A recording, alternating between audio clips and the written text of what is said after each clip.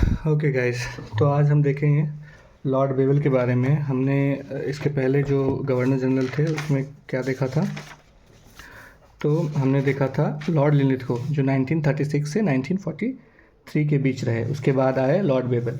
हमने कल देखा था लॉर्ड लिनलिथगो के बारे में। इनके समय में पहली बार आम चुनाव कराया गया जिसमें कांग्रेस ने 11 में से 8 सीटें जीती। ठीक है, फर्स्ट इलेक्शन ये था। उसके बाद दूसरा इम्पॉर्टेंट पॉइंट था कि लॉर्ड लिनलिथगो ने भारतीयों को सेकेंड वर्ल्ड वॉर में बिना पूछे झोंक दिया। तो कांग्रेस ने ये नारा दिया, ना कोई भाई ना कोई पाई। ठीक है, तीसरी इसी के पश्चात सुभाष चंद्र बोस ने, जिसकी मृत्यु हम आगे पढ़ेंगे, लॉर्ड लिनलिथगो के बाद लॉर्ड वेवल के समय में हुई थी। उन्होंने एक नई पार्टी बनाई, फॉरवर्ड ब्लॉक, जिसकी स्थापना 1 मई 1939 को की गई। उसके बाद एक और अधिवेशन हुआ जिसमें एक महत्वपूर्ण घटना हुई कि मुस्लिम लीग ने 1940 के लाहौर अधिवेशन में पहली बार पाकिस्तान की मांग की थी। ठीक है, उसके बाद अंग्रेज़ों द्वारा, मतलब लॉर्ड लिनलिथगो के द्वारा अगस्त 1940 में अगस्त प्रस्ताव लाया गया। उसके बाद हुआ क्रिप्स मिशन जो कि मार्च 1942 में भारत आया। और फाइनली 9 अगस्त 1942 में भारत छोड़ो आंदोलन शुरू हुआ, जिसमें कि अरुणा आसफ अली ने झंडा फहराया था। मुझे याद नहीं कहाँ पर, बट अरुणा आसफ अली ने झंडा फहराया था। और 1943 में बंगाल में अकाल पड़ा। इसके बाद हम लॉर्ड लिनलिथगो के बारे में हम देखेंगे लॉर्ड वेवल 1947 से 1944 से 1947। इनके समय में 5-6 घटनाएं हुई। कुछ महत्वपूर्ण घटनाओं में पहला था शिमला सम्मेलन, सुभाष चंद्र बोस की मृत्यु, कैबिनेट मिशन का भारत आना, प्रत्यक्ष कार्रवाई दिवस मुस्लिम लीग द्वारा मनाया गया, और प्रत्यक्ष कार्रवाई दिवस मुस्लिम लीग द्वारा मनाया गया।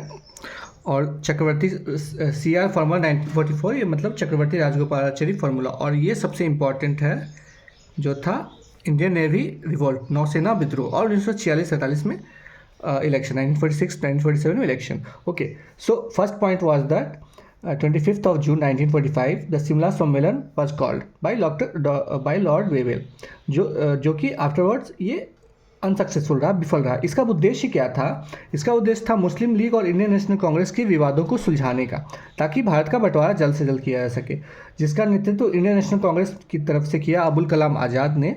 बट मुस्लिम लीग के अड़ियल रवैये के कारण यह विफल रहा, जिसे हम शिमला सम्मेलन या लॉर्ड वेवल प्लान कहते हैं। इसके बाद हुई सुभाष चंद्र बोस की मृत्यु। इनकी मृत्यु हुई 18 अगस्त 1945 को, जो कि हमने कुछ समय पहले ही उन्होंने 1939 में फॉरवर्ड ब्लॉक की स्थापना की थी, जो क्या था हाँ, 1 मई 1939 को 1939 को उन्होंने किया था। सुभाष चंद्र बोस की मृत्यु हुई वायसराय लॉर्ड वेवल के समय में। कैबिनेट मिशन, ये 5 स्टार क्वेश्चन है। कैबिनेट मिशन कब आया? कैबिनेट मिशन भारत आया 24 मार्च 1946 को, जिसमें 3 मेंबर्स थे, स्टेफर्ड क्रिप्स, पैट्रिक लॉरेंस और अलेक्जेंडर। ये सबसे इम्पॉर्टेंट है, इसको हम रेड मार्क कर देते हैं, 5 स्टार। पेन खत्म हो गया, कोई बात। ठीक है, और मुस्लिम लीग द्वारा प्रत्यक्ष कार्रवाई दिवस 16 अगस्त 1946 को मनाया है। ये भी 5 स्टार क्वेश्चन है। ये हमेशा क्वेश्चन पूछते हैं कि प्रत्यक्ष कार्रवाई दिवस मुस्लिम लीग द्वारा कब मनाया गया? 16 अगस्त 1946 को, 5 स्टार क्वेश्चन है। CR फार्मूला, ये मेरे लिए नया था। मैं जब इस टॉपिक को देख रहा था तो चक्रवर्ती राजगोपालाचारी फार्मूला 1944 चक्रवर्ती राजगोपालाचारी द्वारा लाया गया था। इसका मेन उद्देश्य सेम शिमला सम्मेलन के जैसा ही इसका मेन उद्देश्य था मुस्लिम लीग और इंडियन नेशनल कांग्रेस के विवाद को सुलझाना। इंडियन नेवी रिवोल्ट हुआ, नौसेना विद्रोह, ये भी इंपॉर्टेंट है। और 1946 और 1947 में इलेक्शंस।